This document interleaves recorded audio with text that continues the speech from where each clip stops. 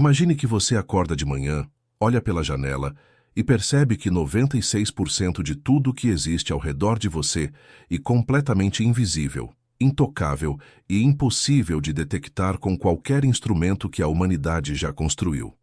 Now e uma metáfora poética criada para impressionar. Now e um exagero dramático. Que a realidade mais desconcertante e mais honesta que a física moderna já produziu, confirmada por décadas de observações independentes, por satélites lançados à órbita da Terra, por radiotelescópios espalhados por todos os continentes, pelos dados de interferômetros capazes de detectar vibracóis menores que um próton, e pelos maiores supercomputadores do planeta simulando a evolução do cosmos ao longo de bilhões de anos. 96% do universo, e feito de algo que nenhum ser humano jamais viu, tocou, mediu diretamente ou sequer entendeu o que é.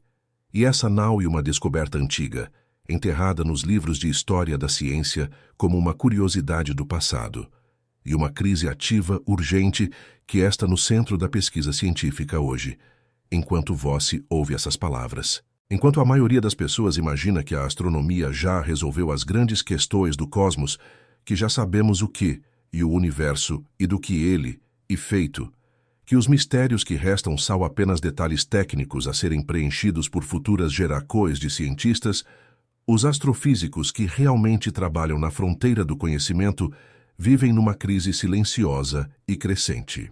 Uma crise que não aparece nos títulos dos jornais, que raramente chega nas salas de aula, mas que agita as maiores conferências científicas do mundo com uma intensidade que vem aumentando a cada novo conjunto de dados que chega dos instrumentos mais poderosos já construídos. E exatamente essa crise, com toda a sua complexidade, com todos os seus ângulos surpreendentes e com todas as implicações que ela carrega para a forma como entendemos a realidade, que você vai compreender hoje, de um jeito que vai mudar para sempre a forma como você viu o céu estrelado numa noite limpa. Vamos começar pelo começo. O universo que você conhece, as estrelas, os planetas, as galaxias espirais e elípticas, as nebulosas coloridas que aparecem nas fotos dos telescópios espaciais, as nuvens moleculares onde novas estrelas nascem, os buracos negros supermassivos que habitam o centro de praticamente todas as grandes galaxias, toda a matéria que forma você, eu, a floresta amazônica, o rio Amazonas, o cerrado brasileiro em pleno mês de setembro, o Sol, todos os bilhões de sóis de todas as galaxias visíveis, mas todas as galaxias que existem, além do alcance dos nossos melhores telescópios, tudo isso, absolutamente tudo que é feito de átomos, tudo que é feito da matéria ordinária, que os físicos chamam de matéria bariônica, representa apenas 4% do conteúdo total do universo. 4,9%, para ser preciso. Tal pequeno que os físicos praticamente gaguejam quando precisam repetir esse número em público diante de uma plateia não especializada. Um número que parece impossível, que parece um erro de cálculo, mas que foi verificado e reverificado por tantos métodos independentes, que hoje é considerado um dos fatos mais solidamente estabelecidos de toda a cosmologia moderna. O Observatório Nacional, no Rio de Janeiro, um dos mais antigos centros de pesquisa astronômica do Brasil e de toda a América Latina, com mais de 180 anos de história e uma trajetória que remonta ao Império, abriga pesquisadores que trabalham todos os dias tentando entender o que preenche os 96% restantes do universo. Esses cientistas brasileiros fazem parte de colaborações internacionais, que reúnem instituições de dezenas de países, que operam instrumentos em todos os continentes e no espaço, e que publicam seus resultados nas revistas mais rigorosas da ciência mundial. E o que eles encontraram, especialmente nos últimos 2 anos, com dados que nenhuma geração anterior de cientistas teve acesso, vai te deixar com a cabeça girando de uma forma que poucas experiências intelectuais conseguem provocar. Para ter uma noção da escala do problema, pense da seguinte forma. Se o universo fosse representado por um oceano com toda a sua imensidão, tudo que a humanidade já descobriu, catalogou, mediu e compreendeu em toda a história da ciência, Desde os primeiros filósofos gregos que observaram o céu até os físicos teóricos que operam o maior acelerador de partículas do mundo no CERN, representaria apenas um copo d'água retirado desse oceano. Um único copo. O resto, toda aquela água escura e insondável que se estende em todas as direções, até o horizonte e além, e o que os cientistas chamam de matéria escura e energia escura. É importante notar que não são a mesma coisa. São dois mistérios completamente distintos, com naturezas possivelmente diferentes, com implicações diferentes para a física e com histórias de descoberta que se desenvolveram em paralelo ao longo do século XX e que convergem hoje num único e gigantesco problema não resolvido. A matéria escura corresponde a aproximadamente 26% do universo. A energia escura corresponde a aproximadamente 68%. Juntas, elas formam esses 94% que, quando somados aos 4% de matéria ordinária, dá o total de 100% do universo que observamos e medimos indiretamente, mas não entendemos. E aqui está a coisa que a maioria dos documentários de astronomia nunca menciona com a honestidade que o tema merece. A diferença entre observar o efeito de algo e entender o que esse algo, e pode ser a diferença entre ter um mapa e entender a própria realidade.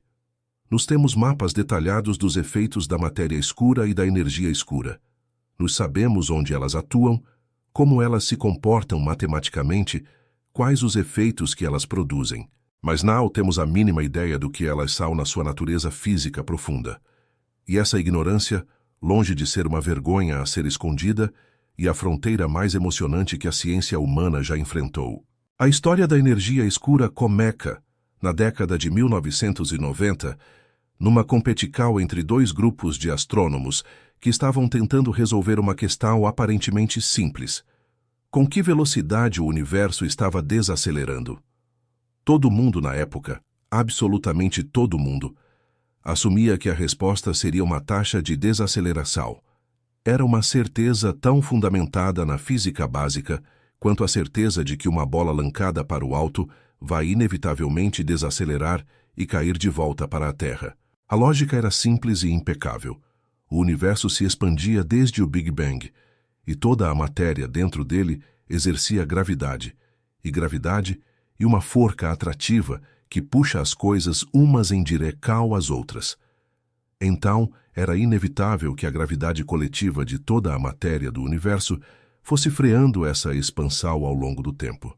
A questão real era se havia matéria suficiente para frear a expansão até zero e eventualmente reverter, fazendo o universo colapsar num grande colapso final, o chamado Big Crunch, ou se havia matéria de menos para isso e o universo continuaria se expandindo para sempre, porém cada vez mais devagar. Para medir essa desaceleração, os dois grupos de astrônomos usaram um tipo especial de explosão estelar, chamada de supernova tipo Ia.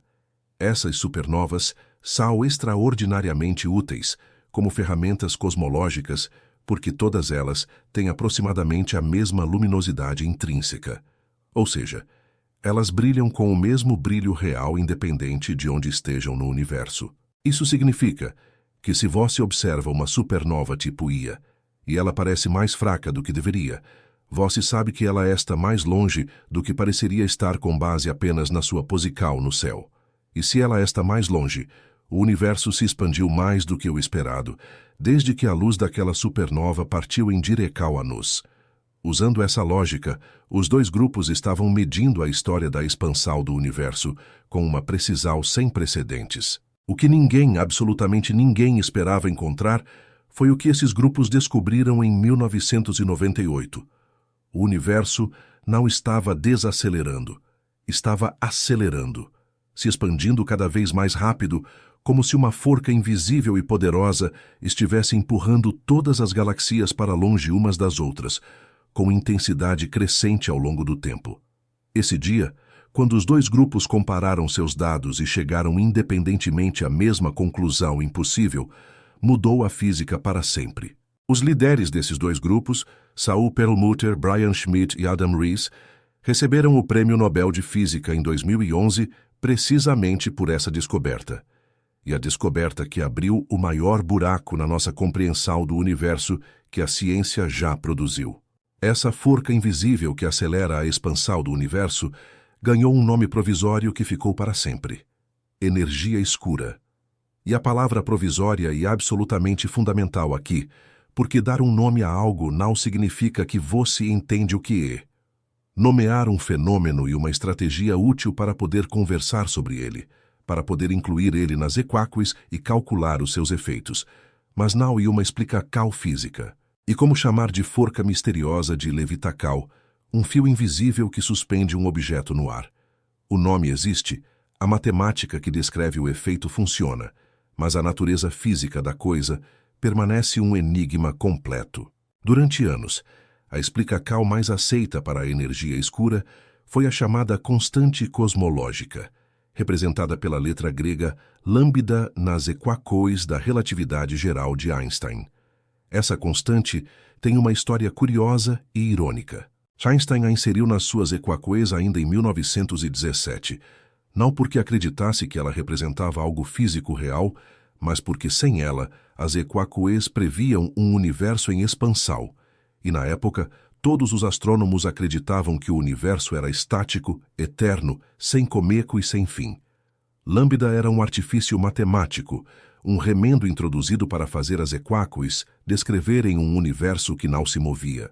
Quando Edwin Hubble demonstrou em 1929 que o universo estava de fato se expandindo, Einstein removeu lambda das suas equações e, segundo consta, chamou aquela decisão de inserir a constante de seu maior erro. A ironia é que quando a aceleração cósmica foi descoberta em 1998, lambda voltou ao centro da cosmologia com uma nova roupagem. Os físicos propuseram que ela representava uma energia intrínseca do vácuo do espaço, uma energia de fundo que permeia absolutamente todo o universo, com densidade constante em todo lugar e em todo tempo. Como um fluido cósmico invisível que nunca muda, nunca oscila. Esta sempre igual independente de onde você esteja no cosmos ou de qual momento da história do universo você está medindo. Essa hipótese funciona matematicamente. Ela encaixa nos dados observacionais com razoável precisão, mas não diz nada sobre a origem física dessa energia, não explica de onde ela vem, não diz por que ela tem o valor que tem, e não dá nenhuma pista sobre o que ela é feita. O número que você insere numa equação para fazer ela funcionar não é uma explicação física, e um remendo matemático elegante que esconde algo que ainda não foi compreendido. E aqui chegamos a um dos momentos mais importantes e menos divulgados da astronomia recente. Em janeiro de 2025, na reunião anual da Sociedade Astronômica Americana, realizada em Washington, uma das maiores conferências de astrofísica do mundo, foi apresentado um resultado que abalou a comunidade científica de uma forma que o público geral ainda não percebeu completamente. O projeto chamado Dark Energy Survey, uma colaboração internacional que envolveu mais de 400 cientistas de 26 países ao longo de uma década, analisou a posição e o movimento de mais de 15 milhões de galáxias espalhadas por uma grande fractal do céu visível. Esse mapeamento galáctico é um dos mais ambiciosos da história da astronomia, e o que ele revelou é que a constante cosmológica de Einstein pode não ser constante. O valor de lambda parece mudar com o tempo. Era diferente no universo jovem e diferente no universo atual.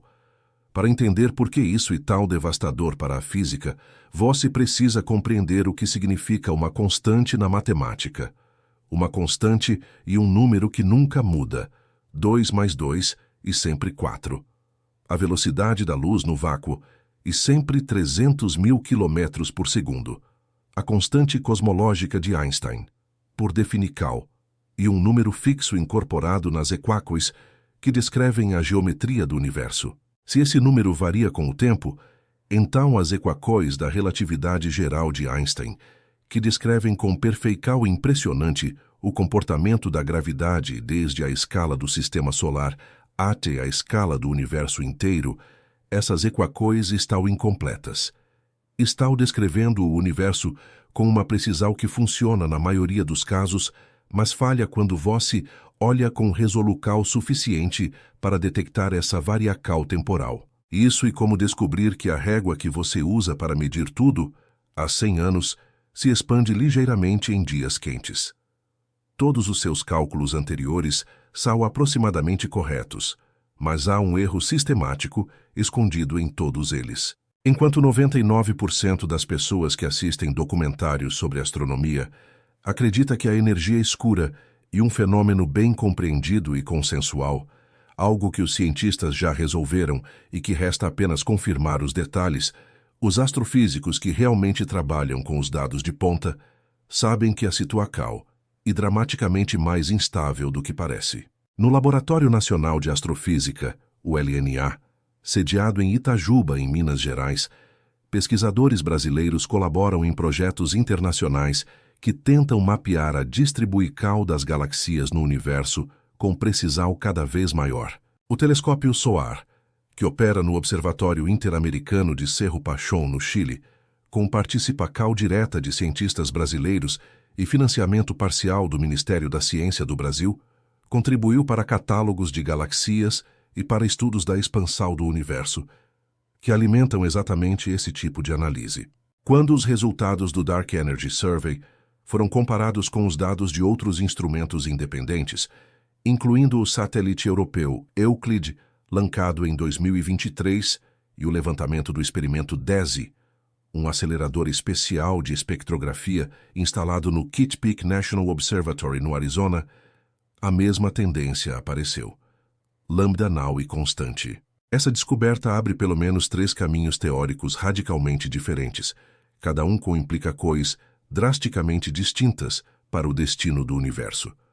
A primeira possibilidade é que a energia escura e um campo físico dinâmico que evolui suavemente ao longo do tempo, algo que os físicos chamam tecnicamente de quintessência. Nesse caso, a energia escura seria uma entidade física real, com suas próprias equações de movimento, seu próprio comportamento, talvez sua própria interação com a matéria ordinária, por mais tênue que seja. A segunda possibilidade é que a própria relatividade geral de Einstein está incompleta em escalas cosmológicas e precisa ser modificada, que as equações que descrevem o espaço-tempo em grandes escalas têm termos adicionais que Einstein não incluiu porque não tinha dados suficientes para detectá-los. A terceira possibilidade, e a mais perturbadora de todas, é algo chamado de energia fantasma. E nesse conceito que o destino final do universo entra em cena de uma forma que vai te fazer repensar o que você considera permanente e seguro. Existe um cenário para o fim do universo que os físicos chamam de grande rasgo, ou, em inglês, Big Rip. Não é o cenário mais provável segundo os dados atuais. Mas e o mais dramático, o mais visceral, e o que melhor ilustra o que a energia fantasma faria com a realidade se existisse em quantidade suficiente. Para entender o grande rasgo, você precisa primeiro entender como a energia escura opera no universo que temos.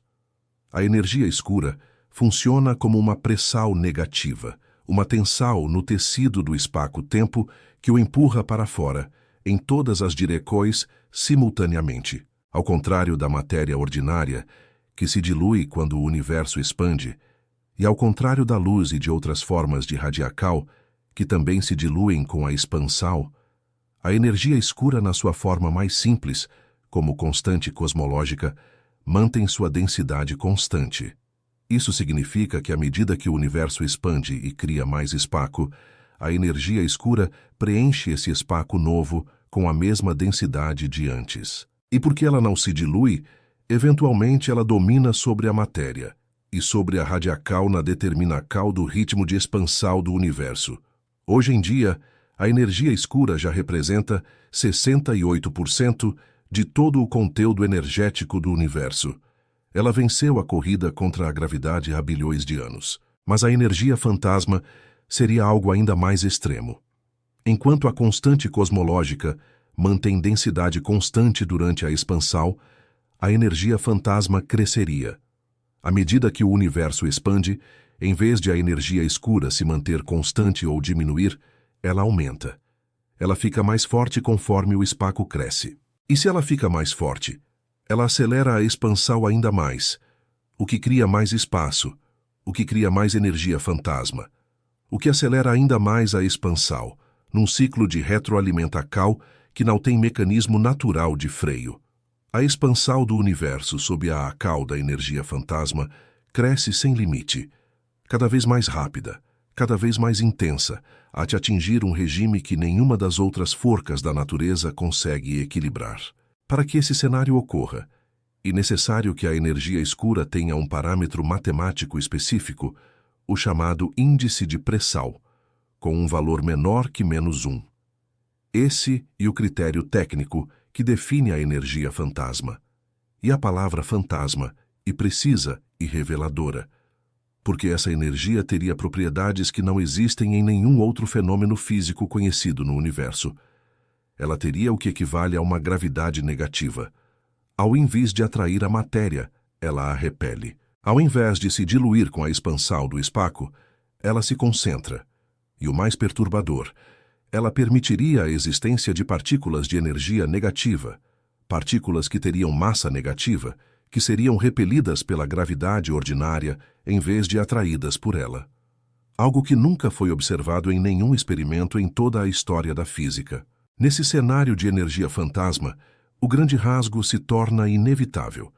Chega um momento no futuro distante, calculado em algumas décadas de bilhões de anos, dependendo dos parâmetros exatos da energia fantasma, em que a taxa de expansão do universo supera a velocidade com que qualquer forca natural consegue manter estruturas coesas.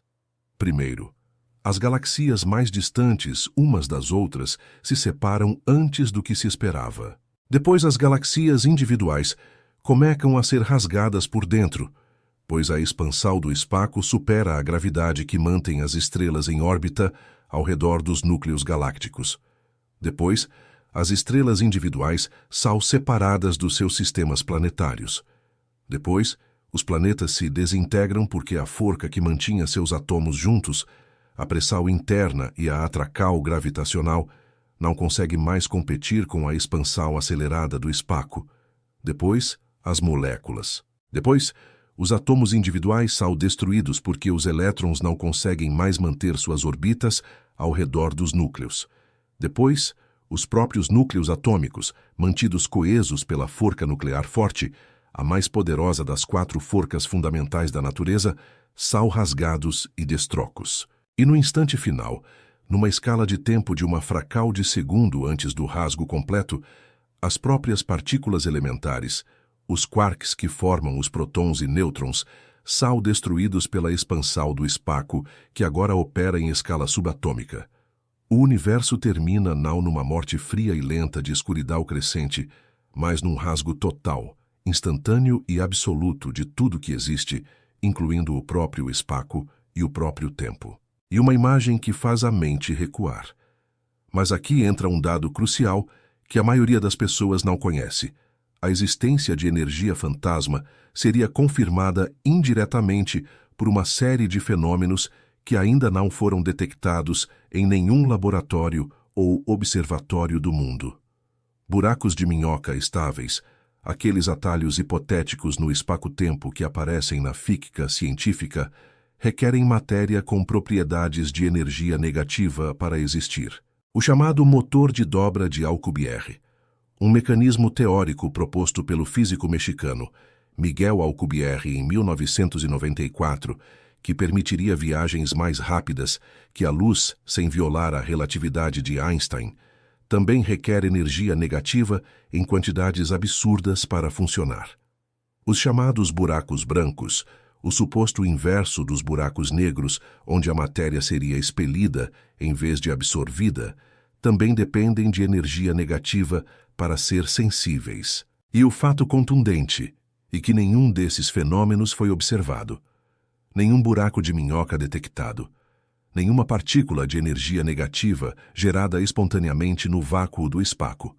Nenhum buraco branco catalogado pelos nossos telescópios, apesar de décadas de buscas sistemáticas. Essa ausência coletiva de evidências é considerada pelos físicos como uma evidência indireta e robusta de que a energia escura provavelmente não é do tipo fantasma. E, portanto, o grande rasgo provavelmente não é o destino do universo. Mas em tal qual é o destino do universo? E o que exatamente é a energia escura?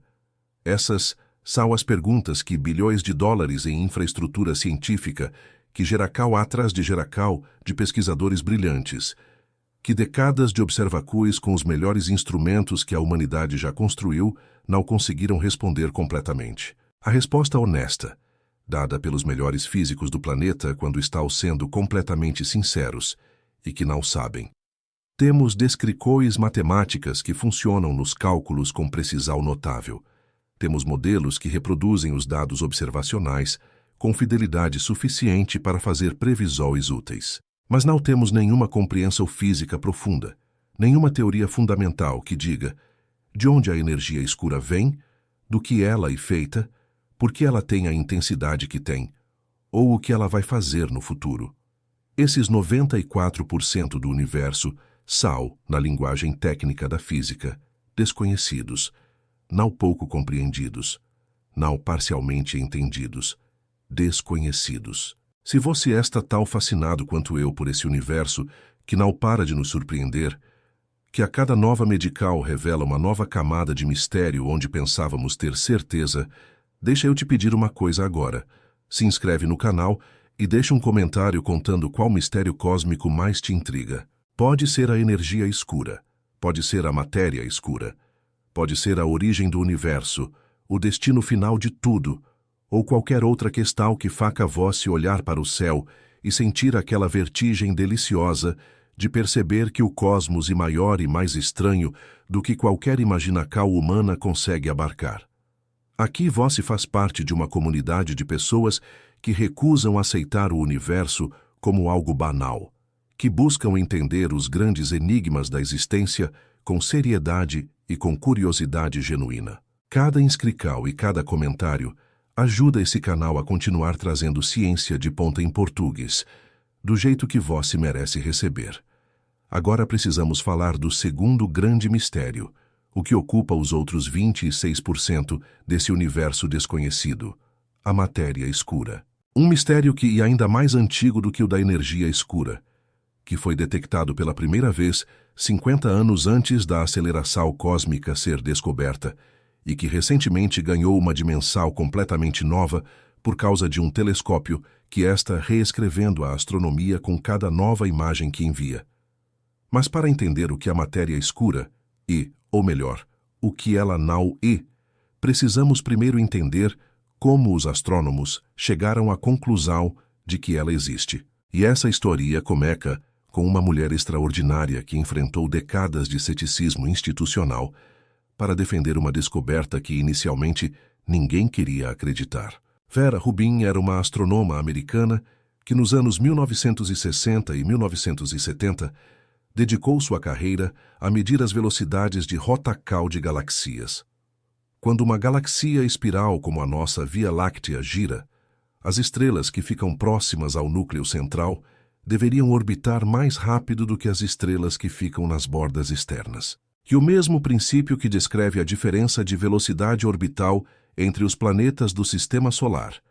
Mercúrio, que fica perto do Sol, orbita a 348 km por segundo, enquanto Netuno, que fica na borda do Sistema Solar, orbita a apenas 5,4 km por segundo.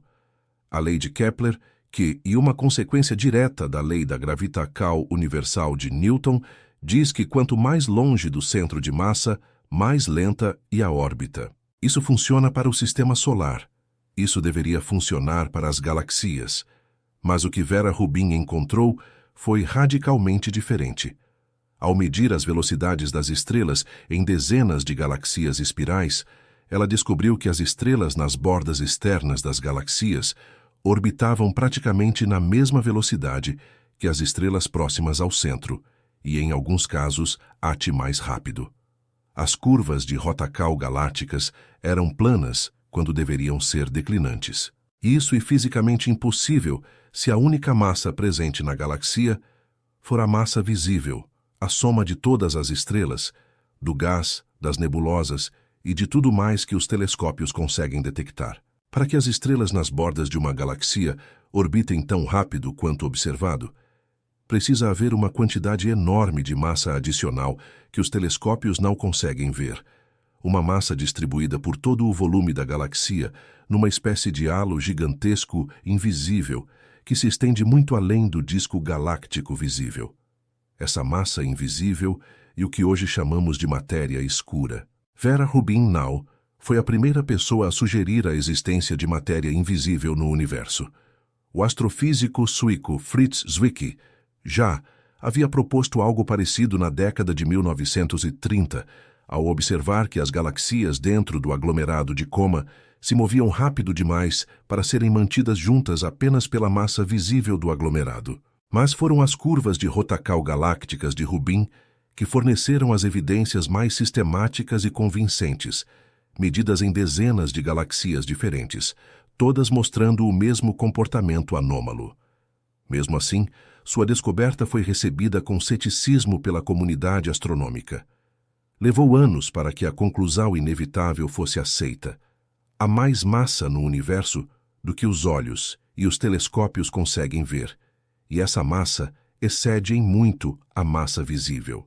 Desde Vera Rubin, décadas de observações com técnicas completamente independentes confirmaram a existência da matéria escura de formas que vão muito além das curvas de Rotacal galácticas. Uma das mais impressionantes e o efeito chamado de lente gravitacional. A relatividade geral de Einstein prevê que objetos massivos dobram o espaço ao redor deles e que a luz que passa próxima a esses objetos segue o espaço dobrado e, portanto, também defletida. Isso foi confirmado já em 1919, quando astrônomos mediram o desvio da luz das estrelas pelo Sol durante um eclipse total. Mas quando o mesmo efeito ocorre com galaxias e aglomerados de galaxias, a escala é diferente. A massa de um aglomerado inteiro de galaxias dobra tanto o espaço ao redor dele, que a luz de galaxias ainda mais distantes, situadas atrás do aglomerado do ponto de vista do observador, e defletida e distorcida, criando imagens múltiplas, arcos luminosos e anéis da mesma galaxia de fundo. Analisando a geometria dessas distorques, os astrônomos conseguem mapear a distribuição de massa dentro do aglomerado, incluindo a massa invisível. E o que encontram é que a massa da matéria escura dentro dos aglomerados é entre 5 e 10 vezes maior que a massa de toda a matéria visível. O telescópio SOAR, que opera no Observatório Interamericano de Cerro Pachón, no Chile, com participação de cientistas brasileiros de universidades como a USP, a UFRJ e a UFRGS, já contribuiu para mapeamentos de lente gravitacional que ajudaram a caracterizar a distribuição de matéria escura em aglomerados galácticos. O INPE, o Instituto Nacional de Pesquisas Espaciais, sediado em São José dos Campos, em São Paulo, coordena a participação brasileira em vários projetos internacionais de cosmologia observacional que usam esses dados para testar modelos de matéria escura. A ciência brasileira não é espectadora nessa conversa, e participante ativa. Mas o que é a matéria escura? Aqui começa o problema mais frustrante da física moderna. Após mais de 50 anos de buscas cada vez mais sofisticadas, com detectores enterrados quilômetros abaixo da superfície da Terra para eliminar interferências de raios cósmicos, com experimentos no Large Hadron Collider do CERN, tentando produzir partículas de matéria escura em colisões de alta energia, com satélites espaciais mapeando a distribuição de matéria escura em todo o céu observável. Nenhum detector jamais registrou diretamente uma única partícula de matéria escura. Nenhuma. 0 detecções confirmadas em mais de 5 décadas de busca ativa e sistemática. Os candidatos mais populares durante a maior parte desse período foram partículas chamadas de WIMPs, sigla em inglês para Weakly Interacting Massive Particles, ou partículas massivas que interagem fracamente. Os WIMPs eram atrativos teoricamente porque se encaixavam elegantemente em extensões da física, de partículas chamadas de supersimetria, que previam a existência de partículas parceiras para cada partícula conhecida. Um WIMP seria uma dessas partículas parceiras, pesado o suficiente para fornecer a massa observada da matéria escura, mas interagindo tão fracamente com a matéria ordinária que essencialmente passaria por ela sem deixar rastro, exceto pela interacal gravitacional. Os detectores mais sensíveis já construídos, como o Lux Zeppelin nos Estados Unidos e o Xenon 1T na Itália, atingiram sensibilidades extraordinárias, capazes de detectar interáquis de partículas com energias ínfimas, e encontraram absolutamente nada, nenhum WIMP, nenhum sinal, nenhuma DTCAL. Isso não significa que a matéria escura não existe. Toda a evidência indireta de curvas de rotacal galácticas, de lentes gravitacionais, de simulacróis da formacal de estruturas cósmicas, ainda aponta para algo invisível que contribui com mais massa do que tudo que podemos ver. O que significa que se a matéria escura existe e composta de algo que nenhuma das teorias mais populares previu corretamente, pode ser um tipo completamente novo de partícula que ainda não foi incluída em nenhum modelo teórico. Pode ser um condensado de partículas ultraleves chamadas de axions. Pode ser um resíduo de buracos negros primordiais formados nos primeiros momentos depois do Big Bang. Ou pode ser que a matéria escura não seja matéria nenhuma, mas um efeito de uma modificação da gravidade em escalas galácticas que não entendemos ainda. E aqui o telescópio espacial James Webb entrou nessa história em 2022 e 2023, com observações que adicionaram uma nova camada de complexidade ao problema. O James Webb foi lançado no dia de Natal de 2021 e começou a operar cientificamente em 2022, após um processo de alinhamento e calibração dos seus 18 espelhos hexagonais. Com seu espelho primário de 6,5 metros de diâmetro, operando no infravermelho a temperaturas próximas do zero absoluto para eliminar o ruído térmico, o James Webb é capaz de ver mais longe, mais fundo e com mais detalhe do que qualquer telescópio anterior. E uma das coisas que ele fez foi observar galaxias ânanas, pequenas galaxias, satélites, que orbitam galaxias maiores como a Via Láctea. O que ele encontrou foi perturbador. Segundo nossos melhores modelos de formacal de estruturas cósmicas, modelos que incorporam a matéria escura como um componente frio que se agrega gravitacionalmente ao longo do tempo, a Via Láctea deveria ter centenas de pequenas galaxias satélites ao redor dela, cada uma mergulhada numa própria nuvem de matéria escura. Quando contamos quantas dessas galaxias existem de fato ao redor da Via Láctea, encontramos bem menos do que o modelo prevê. Isso ficou conhecido como o problema das galaxias satélites ausentes e um dos vários desafios observacionais que o modelo padrão de matéria escura fria enfrenta. O James Webb, com sua sensibilidade sem precedentes, estava esperado para resolver esse problema ao detectar galaxias satélites tão pequenas e fracas que telescópios anteriores não conseguiam ver. E, de fato, ele encontrou mais galaxias do que se sabia antes. Mas a distribuição de tamanhos e massas dessas galaxias ainda não bate perfeitamente com as previsões dos modelos. O problema está ficando mais refinado, mais específico, mas ainda não resolvido. Existe também um segundo problema com o modelo padrão de matéria escura que o James Webb tornou mais agudo do que nunca, e o problema das galaxias demasiado grandes demais, cedo demais. Para você entender, precisa saber como as galaxias se formam segundo o nosso modelo atual. Logo depois do Big Bang, o universo era quase perfeitamente homogêneo, uma sopa densa e quente de partículas quase uniformemente distribuídas. As flutuações quânticas, as pequenas irregularidades inevitáveis que a mecânica quântica garante que existam em qualquer distribuição de energia, criaram régios ligeiramente mais densas do que a média. Essas régios ligeiramente mais densas exerciam uma atração gravitacional ligeiramente maior sobre a matéria ao redor, atraindo mais matéria para si, tornando-se ainda mais densas, atraindo ainda mais matéria, num processo de crescimento gravitacional que, ao longo de bilhões de anos, formou as estruturas cósmicas que observamos hoje. Filamentos, paredes, aglomerados e galaxias. A matéria escura seria fundamental nesse processo, Porque, ao contrário da matéria ordinária que interagia fortemente com a radiacal do universo primordial e ficava dispersa, a matéria escura poderia começar a se agrupar muito mais cedo, fornecendo os pocos gravitacionais nos quais a matéria ordinária eventualmente cairia para formar as estrelas e galaxias. Segundo esse modelo, as primeiras galaxias pequenas deveriam aparecer algumas centenas de milhões de anos depois do Big Bang, e ao longo de bilhões de anos, essas galaxias pequenas se fundiram e se acumularam para formar galaxias maiores, como a Via Láctea e Andrômeda. E um processo gradual e hierárquico que leva tempo. Muito tempo. O James Webb olhou para o universo jovem, para o cosmos de quando tinha apenas 300 a 500 milhões de anos, e encontrou galaxias.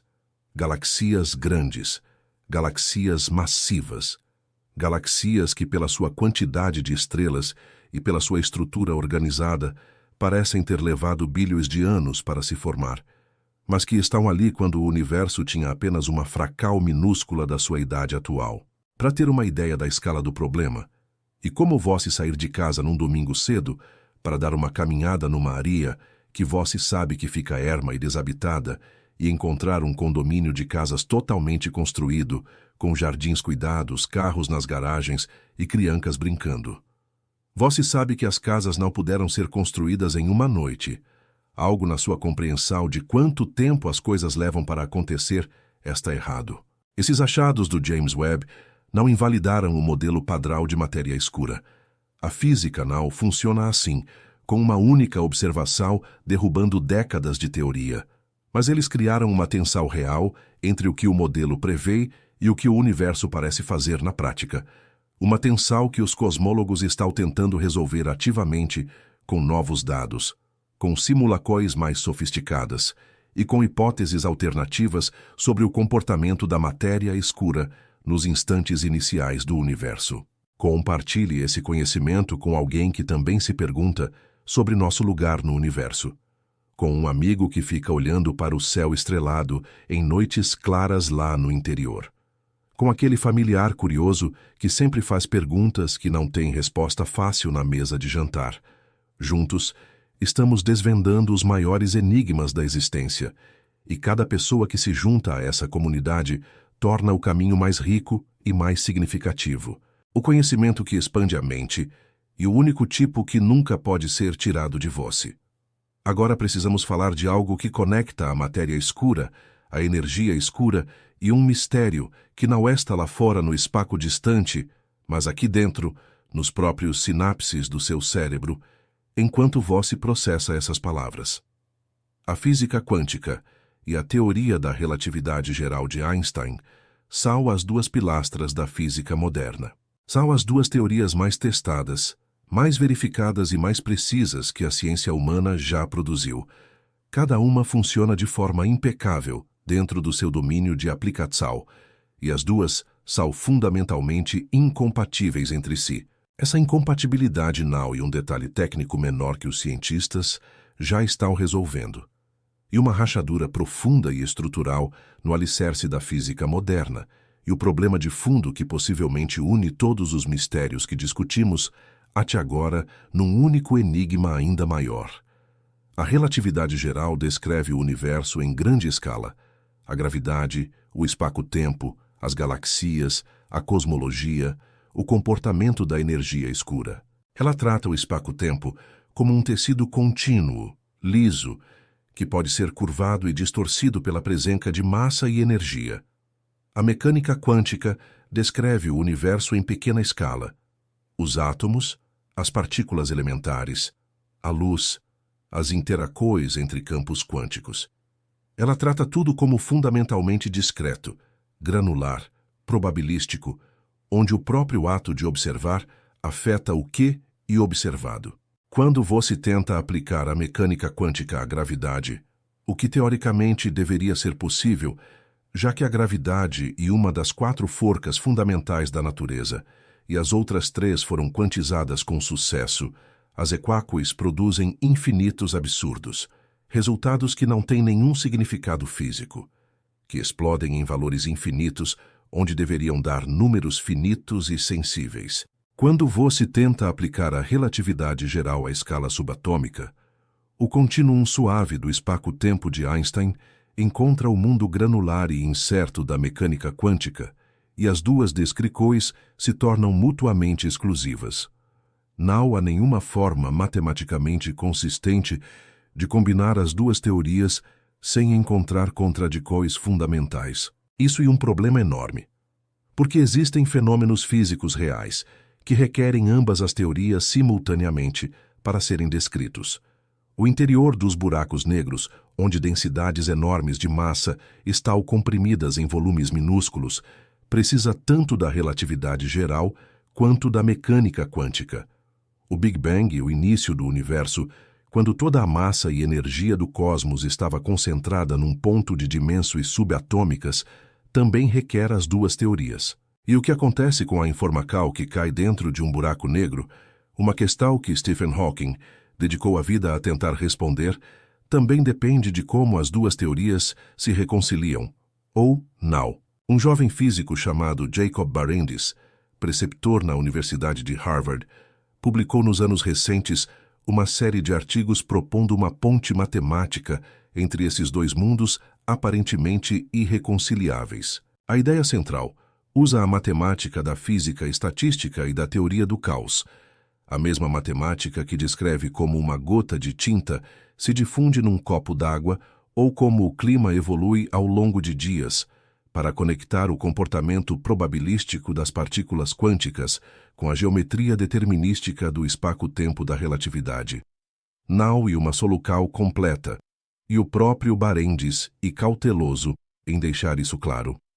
Não e a teoria de tudo que os físicos buscam há décadas, mas e um caminho promissor que vários grupos ao redor do mundo estão explorando com crescente interesse, incluindo pesquisadores do Grupo de Cosmologia Teórica da UFRJ, que colabora com equipes de Harvard e do Instituto Perimeter no Canadá, em projetos relacionados. O que essa busca por unificação tem a ver com a matéria escura e a energia escura? Possivelmente tudo.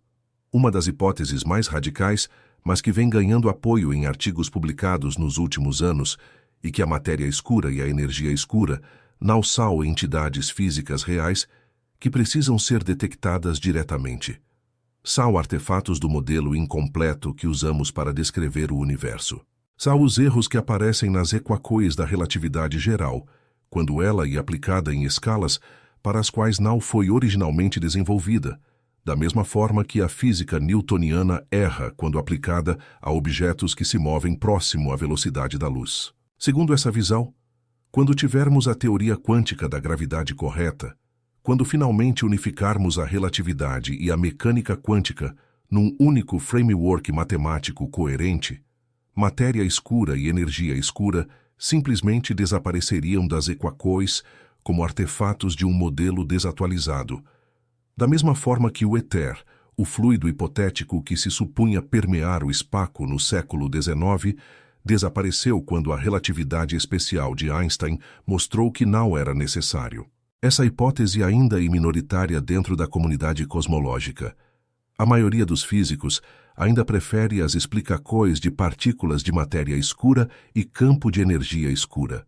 Mas a persistente falta de detecção direta de partículas de matéria escura, combinada com a surpreendente variabilidade da constante cosmológica indicada pelos dados mais recentes, esta forçando a comunidade a considerar alternativas que antes eram descartadas sem muito exame.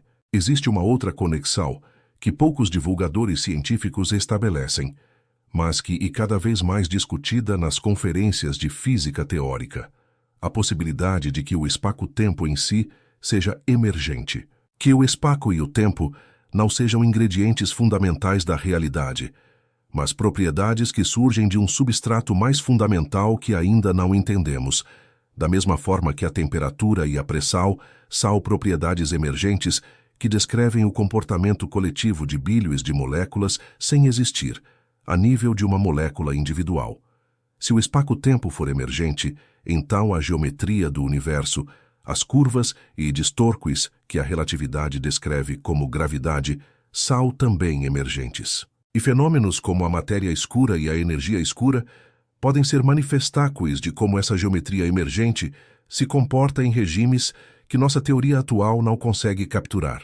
Essa ideia, chamada de gravidade emergente, foi desenvolvida formalmente pelo físico teórico holandês Erik Verlinde e publicada em artigos que geraram tanto entusiasmo quanto ceticismo.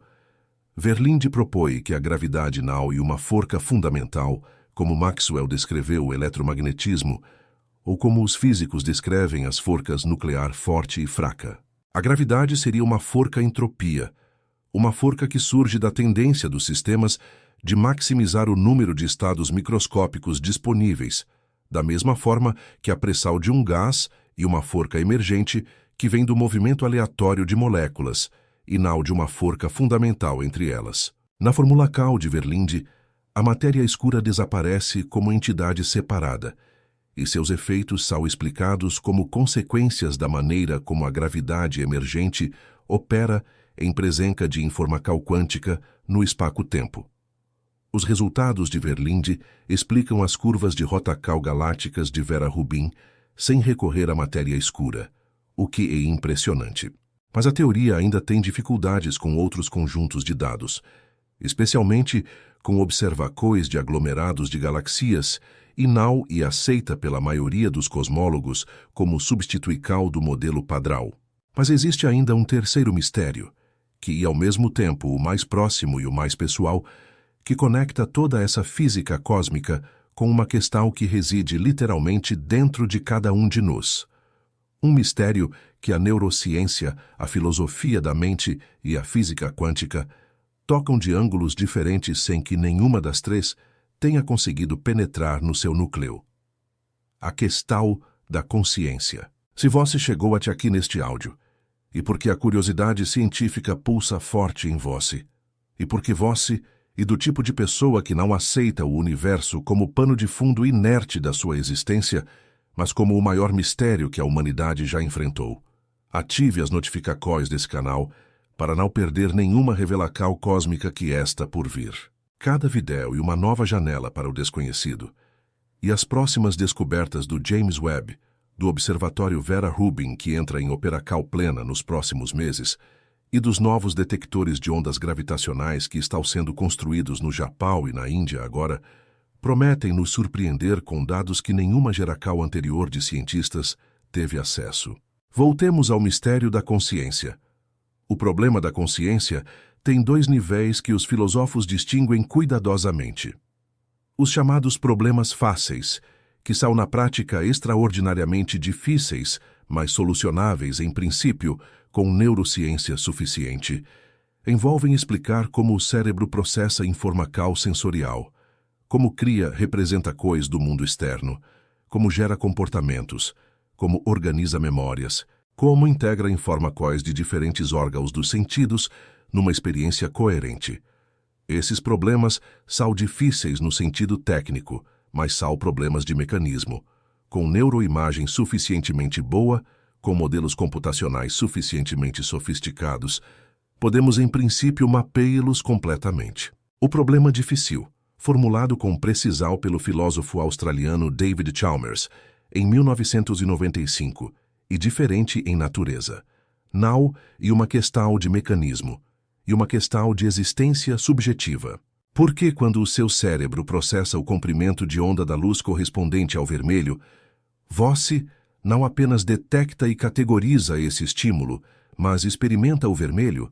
Porque há um como e ser você.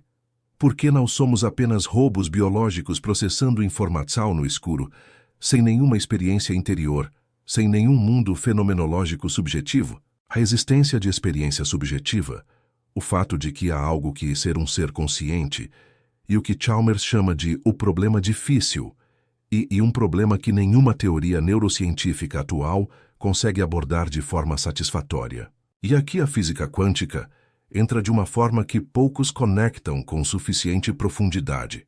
Em 1994, o matemático e físico britânico Roger Penrose, que mais de 2 décadas depois receberia o Prêmio Nobel de Física por seu trabalho sobre a geometria dos buracos negros, publicou junto com o anestesiologista e neurocientista Stuart Hameroff uma hipótese ousada sobre a natureza da consciência. A hipótese chamada de ORCOR, sigla para Orchestrated Objective Reduction, propõe que a consciência emerge de colapsos quânticos orquestrados que ocorrem dentro das microtúbulas, estruturas proteicas cilindricas que formam o esqueleto interno das células neuronais, e que Penrose e Hameroff sugeriram poder servir como suporte físico para processos quânticos biologicamente relevantes. A hipótese de Penrose e Hameroff foi amplamente criticada por neurologistas e físicos por várias razões.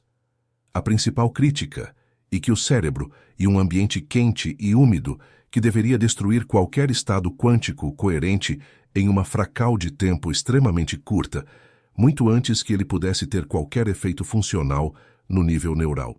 A decoerência quântica, o processo pelo qual um sistema quântico perde suas propriedades quânticas ao interagir com o ambiente ao redor, ocorre em tempos da ordem de femtosegundos em sistemas biológicos, enquanto os processos neurais relevantes para a consciência ocorrem em milissegundos, uma diferença de 12 ordens de grandeza. Como a coerência quântica poderia sobreviver tempo suficiente para ser relevante? Mas essa crítica é mais fraca do que parecia quando foi formulada.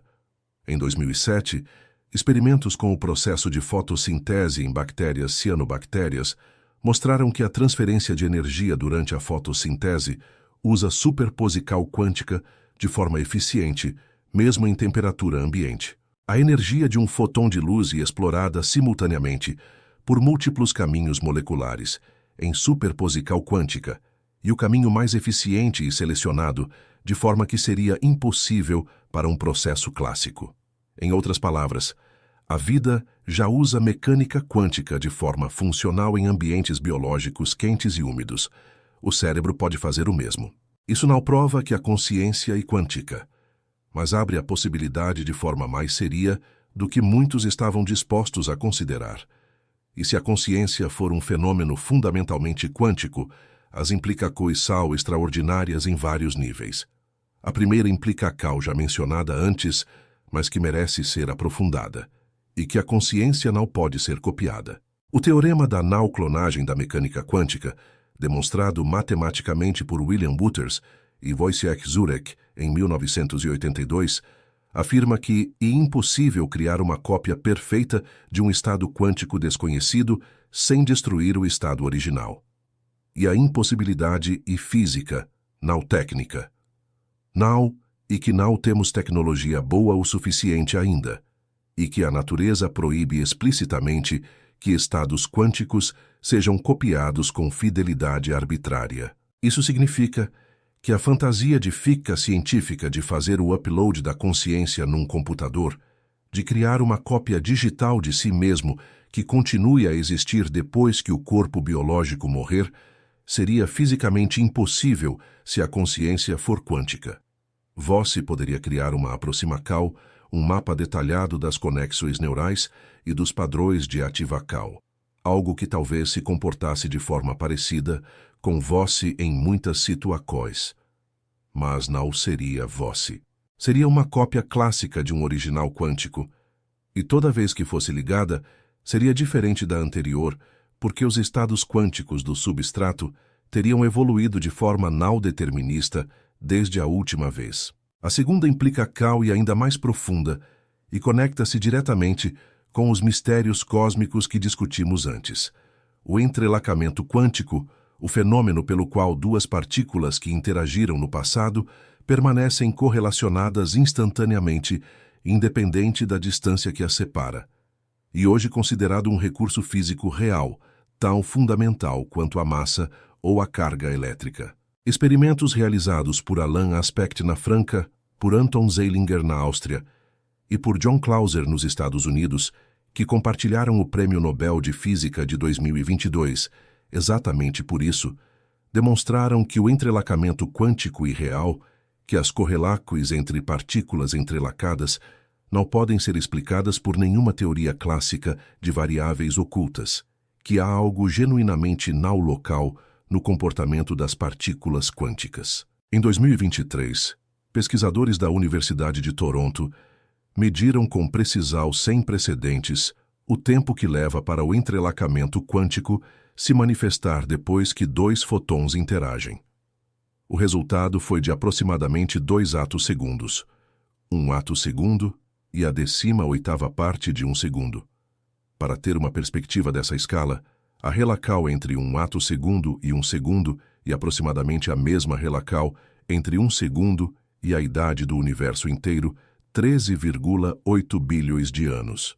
O entrelaçamento quântico ocorre numa escala de tempo tão minúscula que desafia qualquer intuição construída a partir da experiência cotidiana com o mundo macroscópico. Alguns físicos propuseram que o entrelaçamento quântico poderia ser explicado se as partículas entrelaçadas estivessem conectadas através de uma dimensão extra do espaço, uma dimensão que não é acessível a nós, mas através da qual a distância entre as partículas é zero.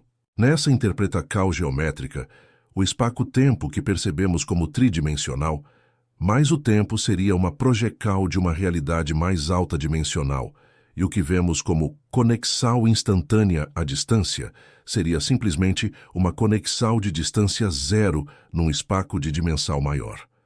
Essa ideia matematicamente elegante resolva o paradoxo da aparente violação da relatividade especial, mas cria novos problemas teóricos que ainda não foram resolvidos. E é aqui que chegamos a uma conexão que raramente aparece nas discussões públicas de cosmologia, mas que é cada vez mais explorada nos artigos mais especulativos e corajosos da física teórica. O que é o universo no seu nível mais fundamental? Não o universo como nos o vemos, cheio de galaxias e energia escura e matéria escura, mas o substrato da realidade, o que está por baixo do espaço, do tempo, da matéria e da energia. Uma corrente crescente de pesquisadores, incluindo o físico Sean Carroll, do Instituto de Tecnologia da Califórnia, o filósofo David Deutsch, da Universidade de Oxford, e o matemático Max Tegmark, do MIT, propôs que o nível mais fundamental da realidade pode ser informação, que o universo é, na sua essência, um sistema de processamento de informação, e que a matéria, a energia, o espaço e o tempo são formas diferentes pelas quais esse sistema de informação se manifesta. Essa visão chamada de It from BTU, em sua versão mais sofisticada, It from Qubit, sugere que as perguntas sobre o que e a matéria escura e o que e a energia escura podem eventualmente se transformar em perguntas sobre como certas estruturas de informação quântica se manifestam como efeitos gravitacionais e cosmológicos. A hipótese especulativa, o próprio Carroll seria o primeiro a admitir isso, mas ela tem uma virtude importante e matematicamente tratável. Ela faz previsões que, em princípio, podem ser testadas, e ela oferece uma linguagem unificada na qual tanto a mecânica quântica quanto a relatividade geral podem ser expressas como casos especiais de um formalismo mais geral baseado na teoria da informação quântica. O trabalho de Jacob Arendse, que mencionamos antes, também opera dentro dessa perspectiva, tentando construir as bases matemáticas pelas quais a geometria do espaço-tempo pode emergir de estruturas de informação quântica. O universo tem 13,8 bilhões de anos. A Terra tem 4,5 bilhões de anos. A vida complexa na Terra tem talvez 600 milhões de anos. Os seres humanos modernos têm menos de 300 mil anos. A escrita existe há menos de 6.000 anos. A ciência moderna, a ciência que usa matemática e experimentos controlados para testar hipóteses sobre a natureza, tem menos de 400 anos.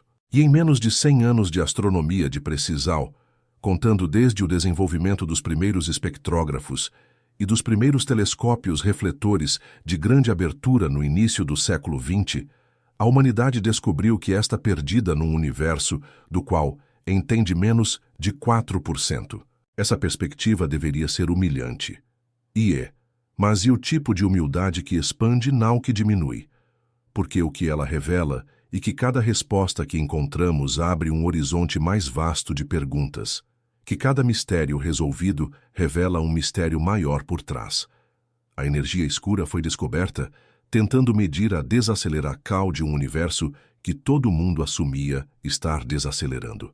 A matéria escura foi descoberta medindo a velocidade de rotacal de galaxias, que todo mundo esperava que se comportassem de certa forma. O telescópio James Webb foi construído para ver as primeiras galaxias do universo, e o que ele encontrou foi galaxias que não deveriam existir do jeito que existem, segundo os modelos que tínhamos. A ciência progride exatamente assim, não confirmando o que já acreditávamos, mas encontrando o inesperado onde esperávamos encontrar o previsto. O Observatório Vera Rubin, chamado assim em homenagem à astrônoma que revelou as curvas de rotacal galácticas e passou décadas sendo subestimada por uma comunidade que levou tempo demais para reconhecer a importância do que ela havia descoberto, esta em fase final de construção no Chile. Com um espelho de 8,4 metros e um detector de câmera de 3,2 gigapixels, o maior já construído para a astronomia, o Observatório Vera Rubin vai tirar fotos de todo o céu visível do hemisfério sul a cada poucos dias durante 10 anos, criando um filme do universo de uma riqueza sem precedentes. Em 10 anos de operacal, ele vai catalogar mais de 17 bilhões de galaxias, medir a posical de trilhos de estrelas com precisão microscópica, detectar milhões de supernovas e fornecer dados sobre a expansão do universo e sobre a distribuição da matéria escura que vão ou confirmar os modelos atuais com precisão histórica, ou os destruir completamente e nos forcar a começar do zero. O INPE, o Instituto Nacional de Pesquisas Espaciais. Esta desenvolvendo instrumentos e algoritmos de análise de dados que vão ser usados no processamento dos dados do Observatório Vera Rubin. Cientistas brasileiros da USP, da Unicamp, da UFMG e do Observatório Nacional contribuem para a colaboração internacional LSST, sigla de Legacy Survey of Space and Time, que coordena o projeto científico do Observatório. O Brasil não, e apenas um país que consome ciência produzida em outros lugares, e um país que produz ciência de ponta em colaboração com as melhores instituições do mundo. O que vem a seguir nessa área de pesquisa? Nos próximos 5 anos, 3 instrumentos vão transformar nossa capacidade de estudar a energia escura e a matéria escura. O satélite Euclide da Agência Espacial Europeia, lançado em julho de 2023 e já em operacal, vai mapear a geometria do universo em 3 dimensões ao longo de 10 bilhões de anos-luz, medindo como as galaxias se distribuem no espaço e como essa distribuição mudou ao longo do tempo cósmico. O experimento DESI, já operacional no Observatório de Kitt Peak, criando o maior mapa tridimensional do universo já feito, com dezenas de milhões de galaxias cujas velocidades de recessão já foram medidas. E o Nancy Grace Roman Space Telescope da NASA, previsto para lançamento em 2027, vai combinar campo de visão amplo com alta resolução angular para estudar tanto a aceleração cósmica quanto a distribuição de matéria escura através de lentes gravitacionais fracas em escalas cosmológicas. Juntos, esses 3 instrumentos vão nos dar uma visão do universo com uma riqueza de dados que vai ou confirmar ou destruir os modelos atuais de energia escura e matéria escura com uma nitidez que os dados anteriores não permitiam. Se a constante cosmológica realmente varia com o tempo, como os dados do Dark Energy Survey sugerem, esses instrumentos vão medir essa variação com precisão suficiente para distinguir entre as diferentes teorias concorrentes. Se a matéria escura existe como partículas, esses instrumentos vão caracterizar sua distribuição com tal detalhe que as teorias alternativas ficaram matematicamente indefensáveis. E se os dados continuarem a surpreender, como tem feito consistentemente nos últimos 30 anos, esses instrumentos vão revelar algo que ainda não estamos preparados para imaginar. E essa é a coisa mais emocionante de tudo. Não que estamos chegando ao fim do caminho do conhecimento cósmico, mas que estamos apenas começando a ter ferramentas suficientemente boas para olhar para o universo com seriedade. Toda a era moderna da astronomia de precisão, contando desde o primeiro espectroscópio astronômico, tem menos de 2 séculos. A astronomia espacial tem menos de 70 anos. Os neutrinos astronômicos foram detectados pela primeira vez em 1987. As ondas gravitacionais foram detectadas pela primeira vez em 2015. Cada nova janela que abrimos para o universo, cada novo tipo de sinal que aprendemos a detectar, revelou um universo mais rico, mais complexo e mais surpreendente do que o que se via pela janela anterior. O universo é generoso com quem tem paciência para ouvi-lo. Mas ele exige que você aprenda a linguagem em que ele fala, e a linguagem da matemática, dos números, dos dados, das equáquis, das observaquis cuidadosas e da disposical de abandonar as próprias certezas quando os dados as contradizem. Essa disposical, essa coragem epistêmica de admitir que não sabe e de continuar mesmo assim, e o que distingue a ciência de todas as outras formas de producal de conhecimento. E o que fez possível que, em menos de 100 anos de astronomia de precisão, seres biológicos que evoluíram para correr atrás de comida nas savanas africanas descobrissem que vivem num universo de 13,8 bilhões de anos de idade, que é composto de 96% de substâncias completamente desconhecidas, e que a própria geometria desse universo está acelerando numa direção que pode ou não ter fim. Voz sinal é apenas feito de átomos que foram forjados no núcleo de estrelas que morreram antes do Sol existir. Isso é verdade e impressionante, mas é apenas o começo da história. Você e o universo que desenvolveu a capacidade de se observar. Você é a parte dos 4% de matéria ordinária, que depois de 13 bilhões de anos de evolução cósmica, de bilhões de anos de evolução biológica, de centenas de milhares de anos de evolução cultural, chegou a um ponto de organização onde consegue olhar para o cosmos do qual emergiu e fazer perguntas sobre os 96% que ainda não entende. O próprio fato de que você está aqui, ouvindo essas palavras, tentando compreender o universo, e um evento cósmico. E um evento que, pelo que sabemos, é único no cosmos observável. Pode haver outras formas de vida inteligente em algum lugar do universo. Provavelmente há. Mas cada instância de autoconsciência cósmica, cada momento em que o universo olha para si mesmo através dos olhos de um ser curioso, e um evento que não se repete duas vezes da mesma forma. A pergunta mais profunda que a ciência moderna está formulando, mesmo que ainda não saiba como respondê-la, e se o universo e o tipo de coisa que inevitavelmente produz observadores? Se as constantes físicas fundamentais, a força da gravidade, a massa do elétron, a carga do próton, a velocidade da luz, a constante de Planck, todas elas têm os valores precisamente ajustados que permitem a existência de átomos complexos, de química rica, de moléculas orgânicas, de vida e de consciência.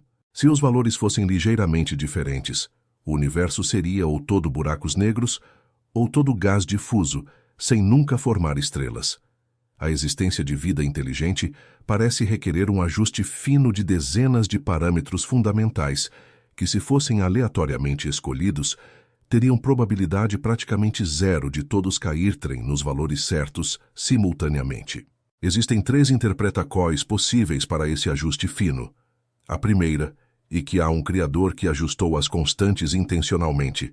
A segunda, e que existem infinitos universos com todas as combinações possíveis de constantes, e obviamente, nos encontramos num dos que permitem nossa existência.